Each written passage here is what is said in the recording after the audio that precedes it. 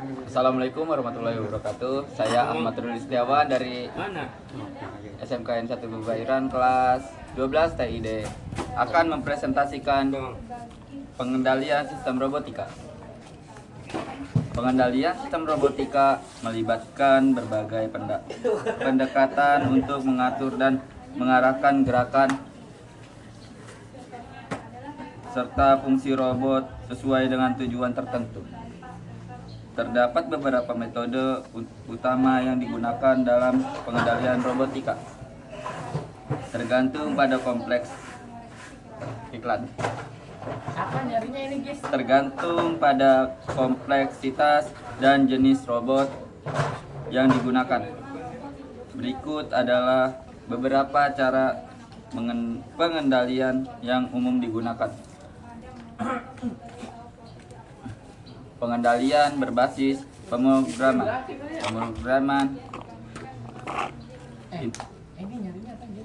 instruksi langsung. Pada robot sederhana, kontrol dilakukan dengan memberikan instruksi langsung untuk melakukan tugas tertentu. Misalnya, robot dapat diprogram untuk mengikuti jalur tertentu atau menggerakkan lengan robot ke posisi tertentu. Bahasa pemrograman. Robot diprogram menggunakan bahasa pemrograman tertentu seperti iklan atau bahkan bahasa pemrograman khusus robot dalam kurung seperti ROS, Robot Operating System.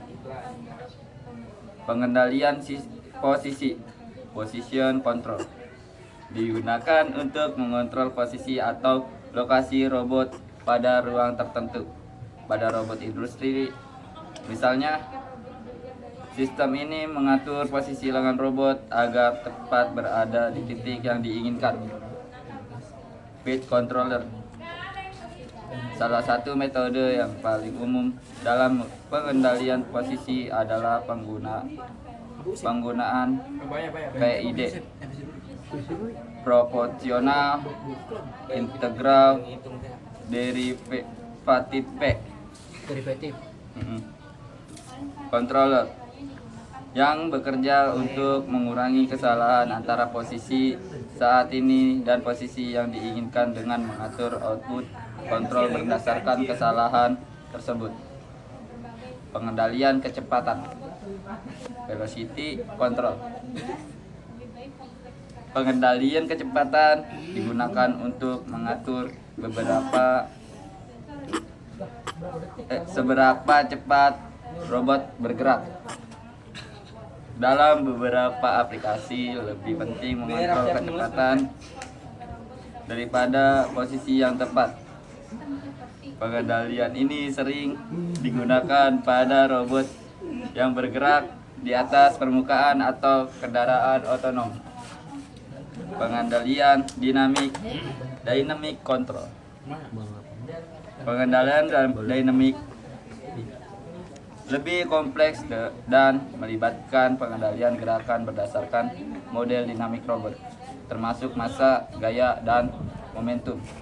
Biasanya digunakan untuk robot yang memiliki gerakan non-linear atau interaksi dengan lingkungan yang lebih kompleks, seperti robot humanoid atau robot yang memerlukan keseimbangan seperti robot berjalan.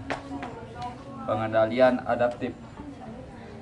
Pengendalian adaptif digunakan untuk robot harus berdasarkan dengan perubahan kondisi lingkungan atau parameter robot itu sendiri. Misalnya, robot yang bekerja di lingkungan yang tidak pasti atau berubah-ubah memerlukan pengendalian yang dapat menyesuaikan dengan perubahan tersebut. Model reference adaptive control. Capek. Dulu mana? Ini belum.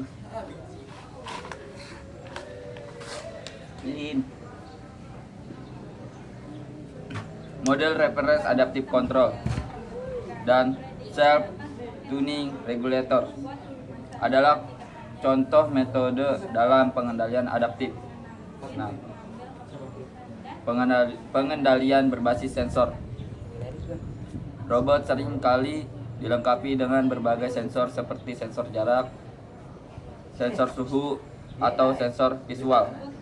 Data dari sensor ini digunakan untuk mengatur dan menyesuaikan pengendalian robot secara real time. Pengendalian berbasis sensor ini memungkinkan robot beradaptasi dengan lingkungan sekitarnya, misalnya menghindari rintangan atau mengikuti garis tertentu. Pengendalian otonom. Pengendalian ini digunakan pada robot yang memiliki kemampuan untuk beroperasi tanpa campur tangan manusia. Pengendalian ini biasanya melibatkan algoritma yang lebih kompleks seperti perencanaan jalur, penghindaran rintangan, dan visi komputer. Algoritma seperti SLAM, simulator, apa tahu ini, digunakan untuk memetakan dan menavigasi lingkungan. Pengendalian dengan pembelajaran mesin. Pada robot yang lebih canggih, pengendalian dapat melibatkan teknik pembelajaran mesin. Di sini robot belajar dari pengalaman atau data yang diperoleh selama operasinya.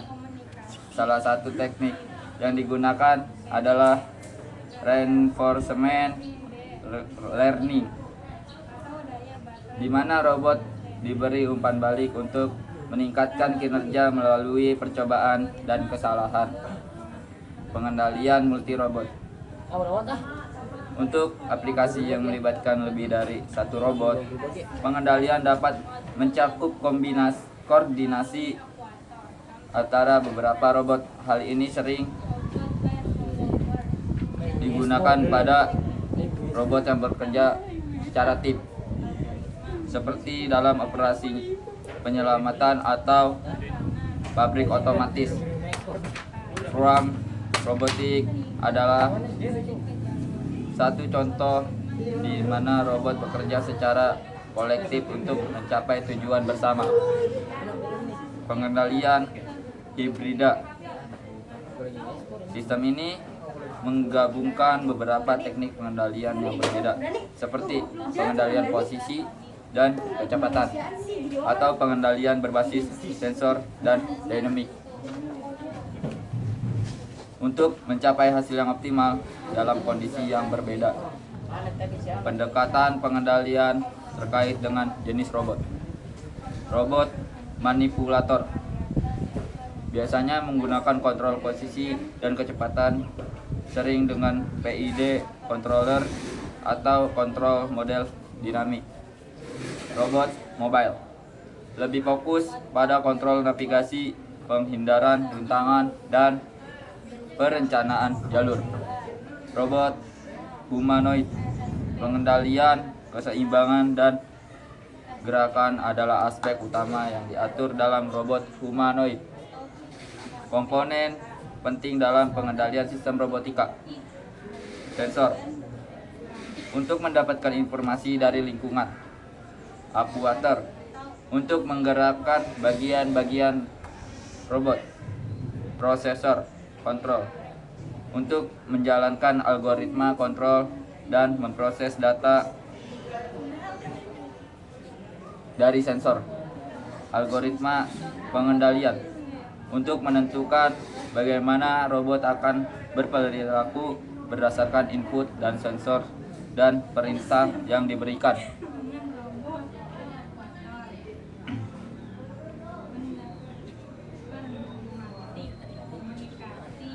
Teknologi robotika saat ini berkembang sangat pesat.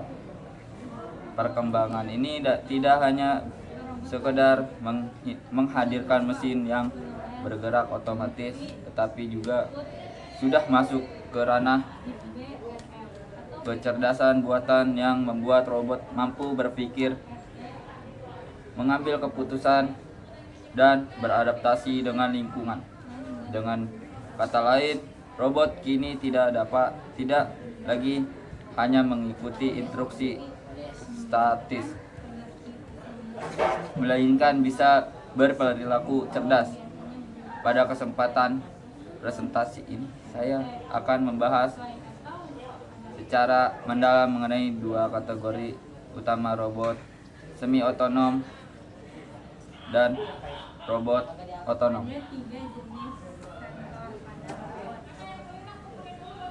Robot otonom.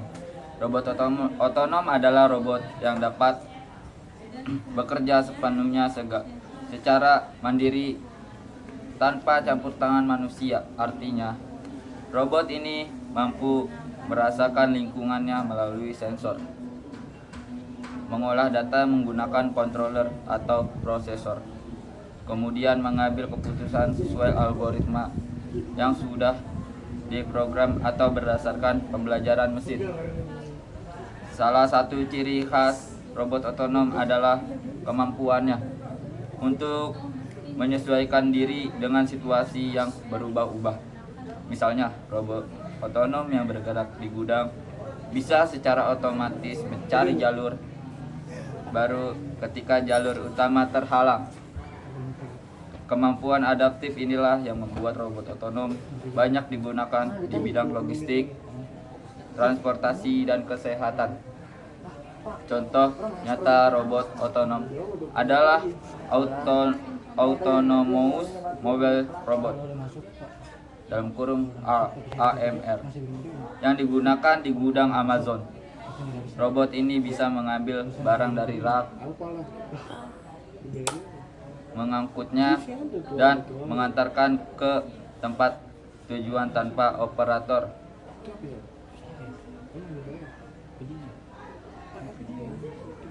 Minum dulu, Pak.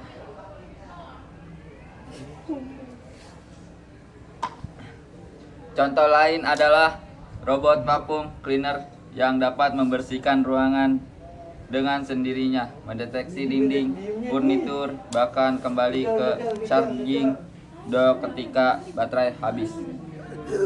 Definisi robot semi otonom. Robot semi otonom, iklan. Sebaliknya, robot semi otonom adalah robot yang dapat bekerja sebagian secara otomatis, namun tetap memerlukan campur tangan manusia. Dalam tahap tertentu, robot jenis ini biasanya mengikuti instruksi yang sudah diprogram, tetapi tidak sepenuhnya independen dalam mengambil keputusan.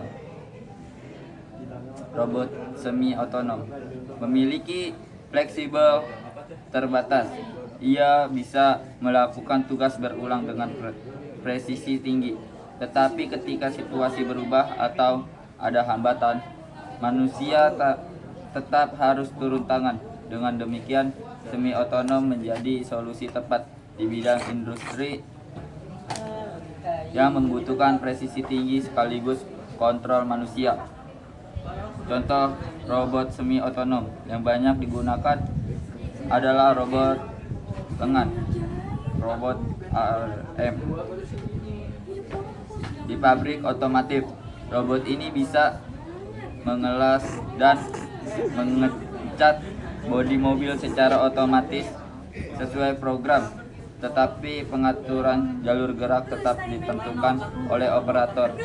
Contoh lain adalah mesin CNC, komputer numerical control, yang bisa memotong logam dengan presisi, tetapi harus diprogram manual lebih dahulu. Perbedaan utama otonom dan semi otonom. Perbedaan berdasarkan antara robot otonom dan semi otonom ada pada tingkat kemandirian. Robot otonom bisa mengambil keputusan tanpa manusia, sedangkan semi otonom hanya menjalankan perintah yang sudah ditentukan. Dari sisi teknologi, robot otonom lebih kompleks karena membutuhkan sensor yang lebih banyak, memprosesan data real time, dan algoritma cerdas. Robot semi otonom relatif lebih sederhana karena cukup menjalankan program statis. Dari sisi biaya, robot semi otonom umumnya lebih murah dibandingkan robot otonom. Namun, dari sisi efisiensi jangka panjang, robot otonom bisa lebih menguntungkan karena mampu bekerja lebih fleksibel dan mengurangi intervensi manusia.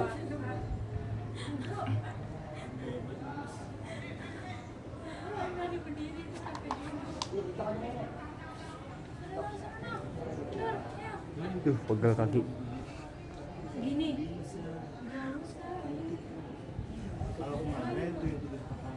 Jenis sensor pada robot. Sensor ultrasonik dan lidar digunakan untuk mengukur jarak dan mendeteksi hambatan. Contohnya robot paku memakai sensor ini untuk menghindari tabrakan. Sensor suhu digunakan di pabrik untuk memastikan mesin tidak overheating. Robot semi otonom yang menggunakan motor besar biasanya dipasangi sensor suhu sebagai pengaman. Sensor kamera atau vision sensor dipakai untuk inspeksi kualitas produk di pabrik elektronik.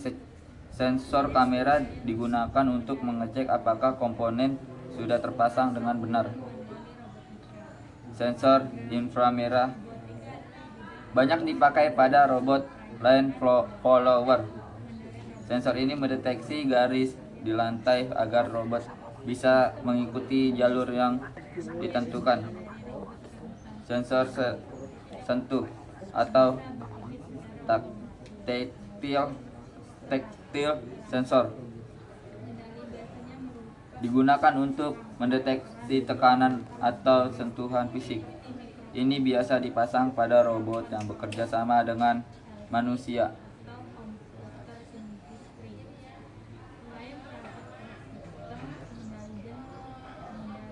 Algoritma pengendali robot. Algoritma pengendali robot adalah logika yang digunakan robot untuk mengambil keputusan berdasarkan input sensor.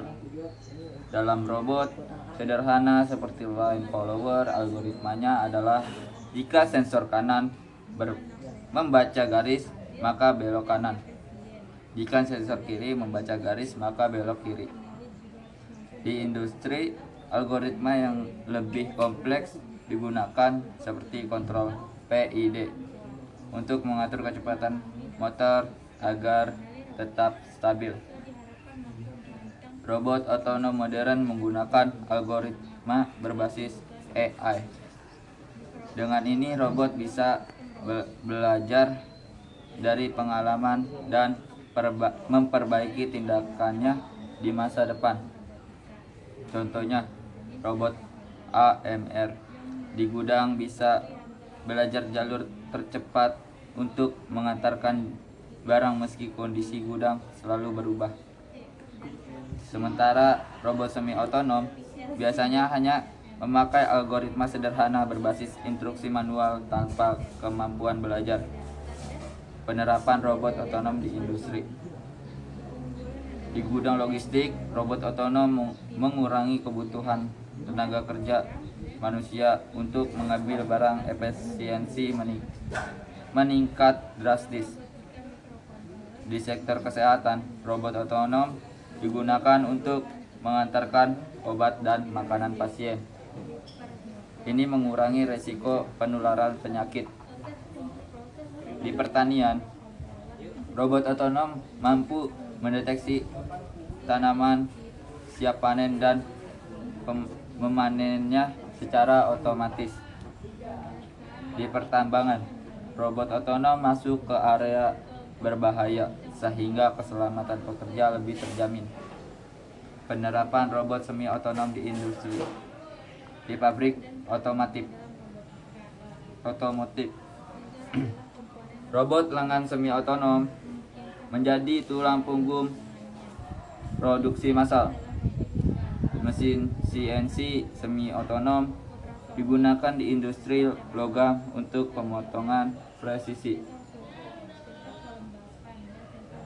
Drone semi otonom dipakai untuk pemetaan lahan atau inspeksi bangunan dengan operator tetap memantau. Di bidang medis, robot semi otonom seperti Da Vinci Surgical System membantu dokter melakukan operasi dengan presisi tinggi. Keuntungan robot otonom: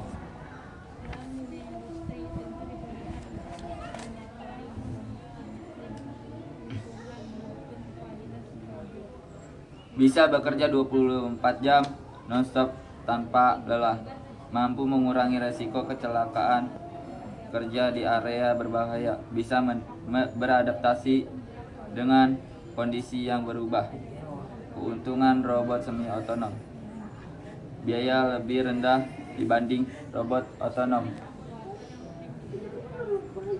tetap memberikan kontrol kepada manusia sehingga hasil bekerja sesuai keinginan. Perawatan lebih mudah karena sistem lebih sederhana.